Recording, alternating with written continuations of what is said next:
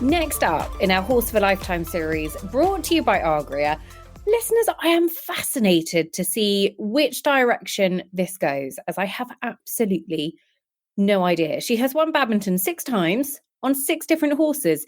Is she going to pick one of those, or is she going to pick another brilliant horse from her career? Lucinda Green, welcome back to the show. Thank you, Nicole. Now, where do we start here? Because you have had a lot of horses of your lifetime, I feel. There is nothing, some guests, I kind of feel like there's an obvious choice. With you, no ideas. Talk us through how you've made your decision. I've made my decision away from my 6 wonderful badminton winners, away from any of the wonderful horses that taught me all the things they taught me. I've made my decision for my lazy little New Forest pony called Jupiter, who was given to me as a Christmas present when I was 8. And I wasn't allowed to have a pony until I'd gone to the riding school twice a week for however many years it was, and had learnt to ride properly. And I followed this ribbon from under the Christmas tree, and there was yards and yards of it out of the cloakroom door into where it was tied round my pony that was Jupiter. And the reason I've chosen him was because I probably learnt the 2 greatest life lessons for riding that I could possibly ever have learnt entirely off him. And it was only a few years ago when I was teaching that I thought, how do I know this? Why do I do this? Why do I teach this? And it all comes back to this gorgeous, lazy little New Forest pony who didn't particularly enjoy jumping, but jumped, but needed quite a lot of encouragement, had a height limit, which was probably 2'7". 2'7", okay. But he was such a brilliant little pony for me as an 8-9-year-old learning, because he taught me one of the great lessons of my life, the timing of giving the horse that little bit of extra encouragement, which sometimes is absolutely vital to safety. And I hear rumours about wanting to stop the whip in eventing. There would be singularly nothing more dangerous, because it's not a question of whipping a horse over a fence. It's a question of that infinite timing of just giving him the confidence that it is okay. And Jupiter was the one that taught me that timing, because fairly often he just ground to a halt if I hadn't done everything I could to make sure he got into the air. Then, because he didn't really want to take off so much, and I was sitting quite well back trying to kick, then, of course, I was out of balance over the top of the fence. If I touched him in the mouth, he didn't jump the next fence no matter what I did. So he taught me in those simple, I'm not sure that I really want to jump much moments. He taught me the timing of the using of the bat, and he taught me the necessity to have fingers. And fingers are what let go of the reins when you get thrown out of balance and thrown behind. And the horse still needs all his 5th leg, I call it, all his neck and head freedom in order to be able to get over the fence. And if I, having got left behind, just touched him in the mouth, he said, that's it, I'm not jumping anymore. And he's not the only horse that won't jump if you touch him in the mouth. So I often think when I'm watching people, and these days with dressage being so important, contact is so important, that this generation and the one before it aren't natural finger people. They may be if they've been hunting a lot, but otherwise they're a little bit hanging on there. And not always, but that's what I see as quite a regular fault. And I thought there's only one reason I haven't got that regular fault, and could have a fault to the other way, too much soft fingers, is because of that wonderful old pony who was just perfect for an 8-year-old child, because he was not going to bomb off. But I love jumping, and he only loved jumping to 2'6". These little ponies, I sometimes think they have exceptional senses of humour, exceptional senses of actually... They know what they can get away with, and it's almost like a bit of entertainment to them. Of you've got to ask them properly to get them to do what you want them to do. And actually, that is one of the biggest life lessons that we could have, because if you get on a pony and it does absolutely everything for you, no questions asked, you're not really learning anything. And those are the foundations that when you're that age, Lucinda, you don't know you're learning that. You only realised this a few years ago. Yeah, exactly. 50, 60 years on, I realised how much I owed that little pony.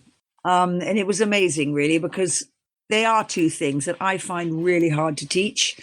How much of that, though, is that can you learn as opposed to sort of real horsemanship? Well, to me, real horsemanship is about feeling and dealing. And there are times when you just have to say, that's what we're doing. And you have to make a horse's mind up. If you hesitate for a second, that's when the trouble starts. It's very, very unusual. You don't see many people using their bat across country nowadays. And I think that's absolutely fine. But I have to say that the first horse I ever had, Be Fair, who did go from Pony Club eventually to Olympic Games, was a very, very unsure person, very recalcitrant. And he needed every single thing that I'd learnt on Jupiter.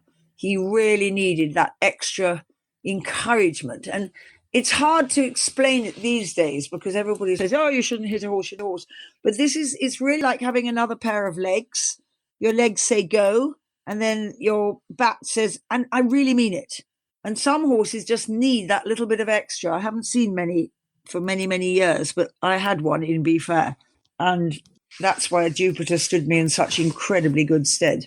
But the real key was the fingers.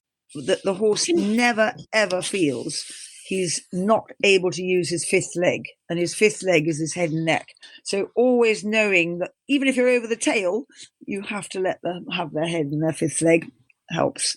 How do you teach and train fingers then? I have a wonderful phrase that I only learnt 6 or 7 years ago from a dressage, apparently brilliant dressage protagonist called Nuno de Oliveira, Portuguese. And he had this wonderful phrase for his Grand Prix dressage riders. And when I read it, I thought that is 100% cross-country hands. He said to have good hands, you need to have fingers that can go from concrete to feathers in a split second. And that is 100% what you need cross-country. You need to be able to give them the confidence to hold them on their line with your hand and your leg. You need to be able to allow them to put their head down at that second that they need to look. You need to be able to allow them to take the reins out of your hand if they may be hitting the fence and losing balance, or similarly when they land, they need that extra head and neck to regain some balance that they may have lost. And if your fingers have that innate ability to go from concrete to feathers, the horse will get what he needs. And when I'm talking to people who I'm trying to help this, I say, I haven't yet found the medium for where you'd normally ride. It's somewhere between concrete and feathers. Let's call it mud. But that's your normal contact. But then sometimes you have to say, no, we're not going that way, or we're not running. The door on the left is not open. You're not running out. And sometimes that would be your concrete for that split second. And then in that instant that he says, oh, let me look at this, and down goes his head and neck, you've got to be able to let that head and neck go down. And I've heard many, many times through my career, people saying, don't let the horse look at the ditch. Keep his head up. And I'm going, what? Would you lie to your best friend and expect him to go on being your best friend? Of course he must look. But I've heard it many times, keep his head up, don't let him look. And that to me is a lie. And as the whole of riding is based on trust, you trust your horse and he learns to trust you, I think you must let them look. They must know what they're doing. You touched there a couple of times on the neck being the fifth leg as such. Just kind of expand on that slightly, because I think that's a concept that, we talk about the fifth leg, don't we? In so many different levels of the sport. But actually the fact that it's the neck and how the neck has such an impact. I think until you've been lucky enough to lift up the skull of a horse, which I did in an artist's studio, you've no idea until you do that how heavy a horse's head is. Therefore, he is going to be hugely influenced in his balance with that weight of head on the end of his neck. For me, he will scramble around on the ground and pick himself back up, provided you haven't got in his way. However, when I started riding, I was told that when they landed from a drop, I should keep their heads up. And I never could. I simply wasn't strong enough. The head is a very strong piece of kit. And I discovered that really that wasn't the way it wanted to be. I needed to have my body out of the way. He needed to have the freedom of his fifth leg, literally prop himself up off his nose if necessary. And we've all come home with horses with dirty noses, muddy noses, who have literally used that fifth leg for exactly that, to prop themselves back onto their four legs. It's an interesting concept, because I was taught to take a horse's head and pull it up as he went over a drop. I couldn't do it. And then I soon learned that actually it didn't need to happen. So interesting, isn't it? And I think it's a concept that people probably have heard talk about and are sort of aware of how it is. But actually, it feels like those life lessons kind of learnt out in the fields on little 13-2 Jupiter are the life lessons that actually see you go on at later stages of your career and actually be able to implement those kind of parts of horsemanship in kind of the terms that they're needed. We've talked about this previously, Lucinda, in terms of the foundations and actually the value that those lessons learned on your 13-2 that you didn't know were lessons at the time then stand you in such good stead for the future. I think we have a difficulty in the last two generations that have been around, is that parents are desperately keen that their child is safe, and if they can afford it, they're buying the child a good pony, and the child is missing out on a massive learning curve. And Ros Cantor will say the same, that she was like Lissa and she never got given the expensive ponies, and she had to learn to ride whatever she was given. And look at where she is now. She is top of the world, tiny little thing that she is, but such amazing reactions and horsemanship that is just natural to her because of what she rode when she was little. And I think if anybody's listening who is obviously wanting to make sure their child is safe, but the better the pony, the less they're going to learn. There is an element that they'll learn to win if the pony is good enough to win. And therefore, maybe you don't always want to not give them the chance to actually come out on top. But I think there's a huge area of necessity to ride anything going. And the more you can do that, the more you're going to become in future years a more rounded horseman because of what you felt and dealt with as a child. When you got Jupiter, he was your, am I right in saying your second pony? Shetland pony? My first was Risky the Shetland. Risky the Shetland. Risky, who probably wasn't very risky. Is that fair to say? Well, Risky was just bit you. And the thing I remember most was breaking him to harness and getting him to pull this old wooden gate behind him and standing on the old wooden gate. It's rather safer being there than it was on his back, I think. Right, but okay. I did most of my learning at Mrs. Skelton's, wonderful Mrs. Skelton, who had once given Winston Churchill a lesson all those years ago. And she taught me so much and gave me my first opportunities to show pony at Richmond Royal Horse Show when I was 7, and that became my lucky number, 7, because I have never been more excited in my life than go to Richmond Royal Horse Show on Tudor Star, 13-2 quality black pony who did jump and loved to jump. We were just doing a show class. So she did all the teaching, really, that Risky didn't have to do. But then I had my own pony, which was Jupiter, and he wasn't quite such a class machine and as Tudor Star, but boy, oh boy, did he teach me. So you were just saying there that actually parents buying, doing the right thing. Every parent wants to do the right thing for their child. When you got Jupiter, did your parents know that he was the right thing at that time? Was that what it was? How did that come about, and what were they looking for? Jupiter cost £125, and that was about what they could afford. And the local people that had him said he'd done their sons very well and he'd been very good at hunting. So he seemed to be a good patent safety type horse, and that was what they wanted. But they didn't expect me to be able to go to Richmond Royal Horse Show or win anything. And we didn't. We have a wonderful picture in my photo album of our first rosette. I think it was our last at the RA at Lark Hill. But then I was lucky enough to go from him to a dun Connemara, who was one of those Connemara's that's more backwards than forwards. And my parents realised that I needed to go to the next stage of having a horse that was more goey. So we bought via my school friend, who was to go on and marry Eddie Macken, the wonderful Irish show jumper, her mum. We went to Ireland and bought this 5-year-old, very coarse, not coarse, quite good looking, but very rough Connemara thoroughbred. She came home, and the first thing she had to do was go to the interbranch. Of course, she couldn't do it. I couldn't do it. We got eliminated several times going around the course. We certainly didn't finish. But she did do for me, what Jupiter could never have done because he didn't have that sort of go button. But she was grass green, and we learned everything together. And then when I got Be Fair at 15, and he was 525 pounds out of the Horse and Hound, he didn't know very much, and we learned everything together. But he was so naughty.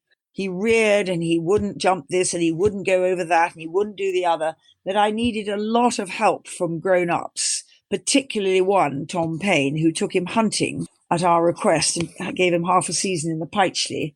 And the reason I'm sitting here now with you interested to talk to me was because he'd never sat on the horse. We dropped him the night before. He got on him, got into a field with the Pytchley hounds. They took off and went to the far end of the field where there was quite a difficult fence. And he had the choice then either to go with hounds or to turn this high, quite blood horse away and go through the gate with those that didn't want to go with hounds.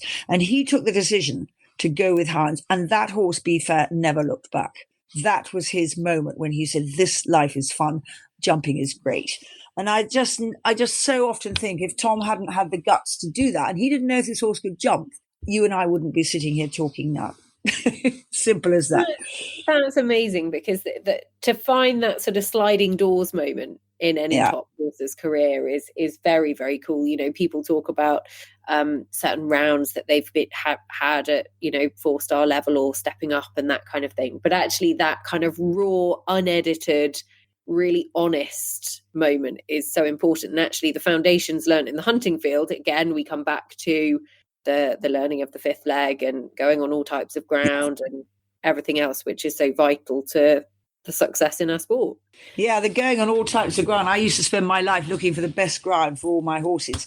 I now spend my life looking for the worst. At walk and at slow trot, I look for difficult ground so that they learn to cope with deepness and rough and tumble, because otherwise we're losing this incredible ability that the horses have to bend and twist and stay sound come what may, because we spend our life on an arena or on a gallop or on the road. So they're never getting the chance to do that. So now it's so different to how it used to be. I'd always pick the best ground. I still pick the very best ground for canter work or any time that I'm going at any speed. But if I'm in a slow trot or walk, I'll head for rough banks, ditches, dips, drainage ditches, and they just have to look after me. They've got their head and neck, their fifth leg, and they've got to find their way over that drainage ditch and not gallop off after it. They just got to walk away.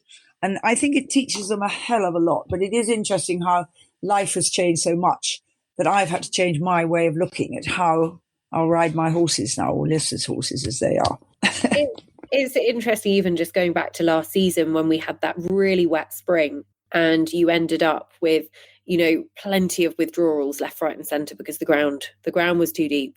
Do you know what? And there were horses heading to Badminton. It was wet and they were saving them for another occasion and everything else. And I think Ros Cantor actually ran Lordship Scraffalo. I think it was at Thoresby. And she said, I had no idea what he'd do in this ground, but he hadn't been exposed to it and I wanted to expose him to it. And actually then she goes to Badminton and she would have been patting herself on the back that she'd gone and done that dressage test in a bottomless arena and that she'd actually taken him cross country, and she knew what that, because it's such a vital part of preparing your horse. You can't go to Badminton, have a wet Badminton and have only run your horse on perfect going for the past 5 years of its career and expect it to go and deliver. And that is exactly what Ginny, who's a great friend of mine, Elliot Lang Holgate, however you like to remember her, took Welton Houdini to Badminton and came absolutely a cropper at the fifth fence because he skidded into it and turned upside down over quite a high rails on the edge of a drop away bank. And she said it was my fault. I'd pulled him out of every event where the ground was a bit tough. And I never forgot her saying that, because that's what most of us do nowadays. We're so desperate to keep our horses sound. It's a bit difficult ground, and Thoresby is a very, very good example. And the dressage, you're absolutely right, in the wall garden was bottomless. The cross country was soft. You needed to run there because the horses needed to learn how to handle that ground. And there was the champion of Badminton and the Europeans who had that sort of ground at both those competitions, had taken the chance to practice at Thoresby. And that's what we've all got to do. Yes, you want to save your horse. You only get one shot at a good horse. But boy, they've got to have the chance to learn how to handle ground, because you never know when it's going to be wet. You mentioned Be Fair, and you've had lots of other incredible horses in your lifetime. Who was the closest contender to Jupiter for your horse for lifetime? There wasn't one really, but I think funnily, it's an interesting question you asked, because I've already answered it. It probably was Be Fair, because I did never, I'm sure I did pull him in the mouth, but I was aware not to. So he didn't have to keep teaching me that lesson like Jupiter did, but he was very backward in coming forward, and he needed that little bit of extra. He just needed that convincing, and you could kick him as hard as you like, but he'd still be looking and saying, "Are you sure?" And then he'd have lost all his impetus. So then it's really difficult for him to jump. And if in that last split second you can just say, "It is okay, you can go," they can just galvanize their power and shoot into the air. We had this unbelievable fence 2 in Kiev. I've got a picture of it. It's on the front cover of a book that somebody's just left me to sign. That was God! I'm gonna get you to take a picture of this, Lucinda. Listeners, we're doing some live admin. That is quite frankly hideous. You can see I'm angling it. The reason I'm angling it, yes, it's all very well. You can see it, but nobody else can. We'll share it, listeners. We'll share it. Huge oxer across a ditch, and fence 2, and you couldn't get to it straight because there was a steep hill before it. So you had to come around the shoulder of the hill and come along the track and turn and jump this massive fence. And gosh, was I glad for Jupiter then, because most horses were poking and saying, "Wow, what's that ditch?" It suddenly come on them, but they didn't have a long straight line to look at it. They were turned off the tracks to jump it. And he got over. I to this day don't know how. The picture of him landing is literally with his nose propping up his body. And then he fell 6 fences later at fence 8, which nobody else fell at, which was log pile in the wood. And I learned another lesson that day, that when the sunlight is coming through and the trees have leaves on them, the light on the fence in the wood is blotchy. And because the trees are moving, the light on the fence, the little shadows of the leaves are moving. And he fell absolutely us of a tip. I don't think he registered it was even a fence. He just went straight into it. He was a very, very good horse. And he took me all the way, as I said, from Pony Club to Olympic Games. And he never made that sort of mistake. But I learned from that you go slowly when the light isn't good in a wood. Very slowly. Good advice. Good advice. Can I ask you, because, Agri are so passionate about protecting your partnership, and we talk a lot about actually getting a partnership with our horses. When you 8, right? When you got Jupiter, there or thereabout. Yep. So when you're 8 years old and you get this longed for first pony, I can't imagine you're sat there thinking about this partnership you're going to build. You've just got this pony who's going to be your new best friend. But ultimately, when you're younger, that feels very different to conscious decisions we make as an adult. Do you ever recall kind of making that partnership, or how do you go about creating a partnership? Is it all subconscious at that age? It's a very, very good question, as your questions usually are, Nicole. It's so automatic now that I see a horse and all I want to do is find the good in it and develop the good, because there's bad in every person you meet and there's bad in every animal you meet. And it's up to you really to steer yourself to find the good. So I start with very much a glass half full with a horse. And I think I probably always have, because if I ended up with that little pony, I was so unbelievably lucky. I had a pony and he was going to be the best thing that ever happened. And he was going to be my best friend. And that is, they talk about crazy horse mad children.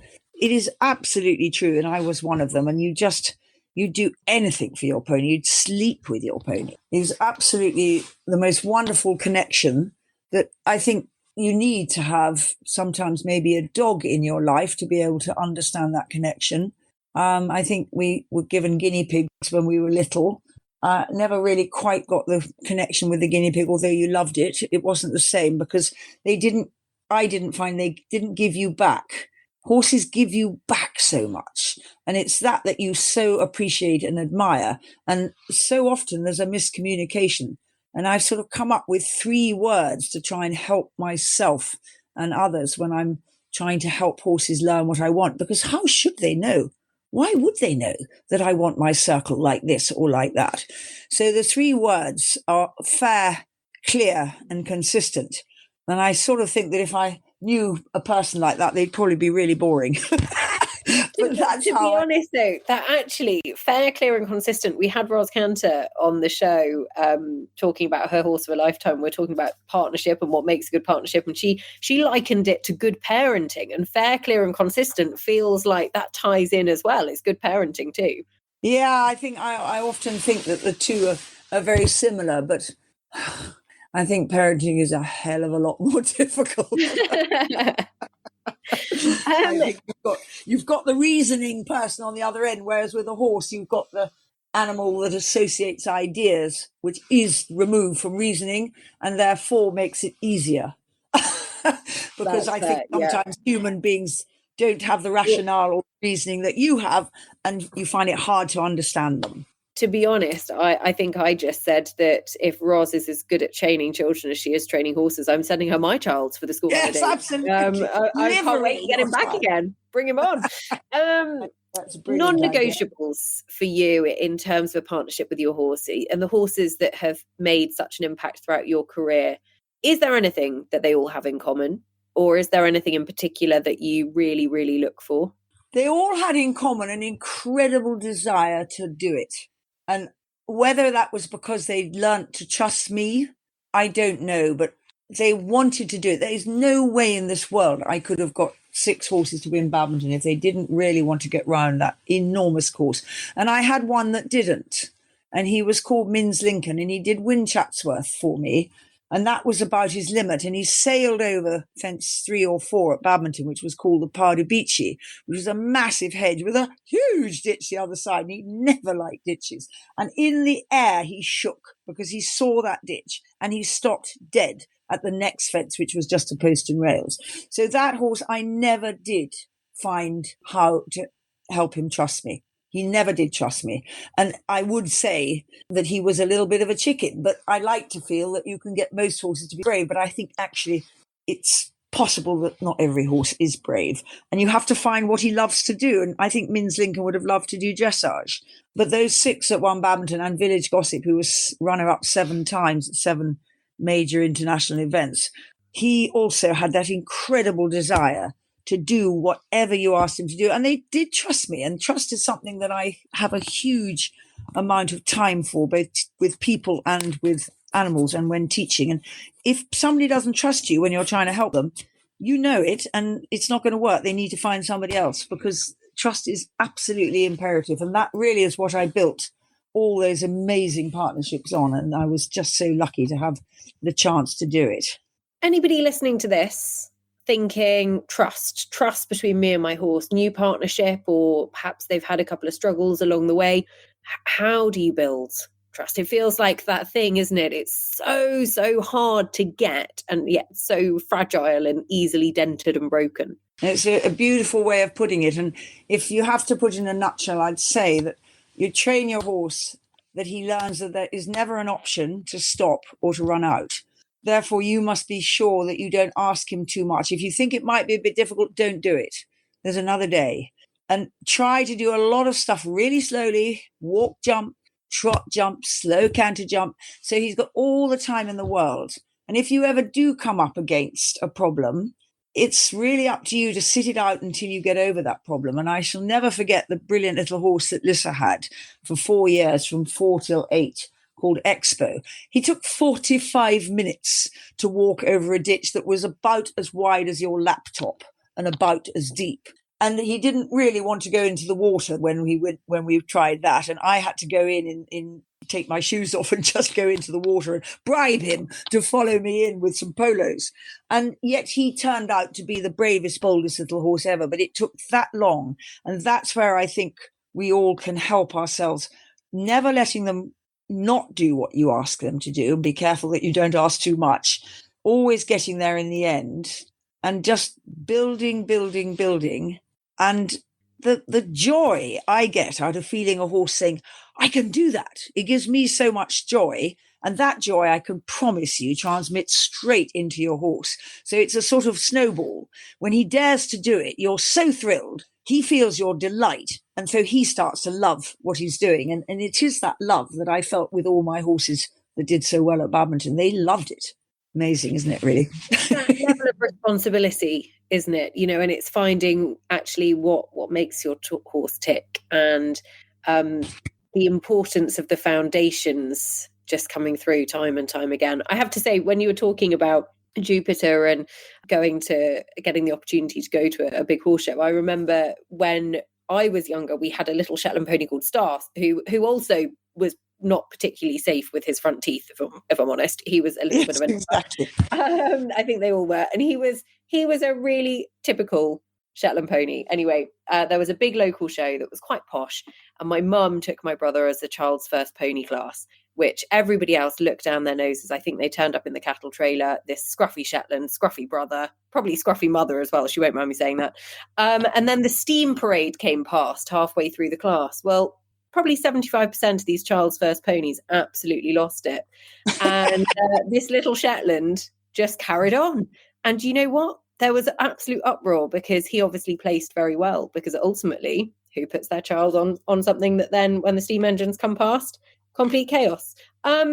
Lucinda, it has been an absolute pleasure to dive down memory lane. I was so hoping when we started this series with Argra and we were talking about different riders and things like that as to who was going to get on. As I said, I was sure there was going to be some very obvious choices. And I love the obvious choices because they're the great horses that we really kind of know and have enjoyed following. But actually, these kind of little snippets of this 13-2 New Forest pony that has shaped your career is just gold. So thank you for sharing it with us. It's an absolute pleasure. Absolute pleasure.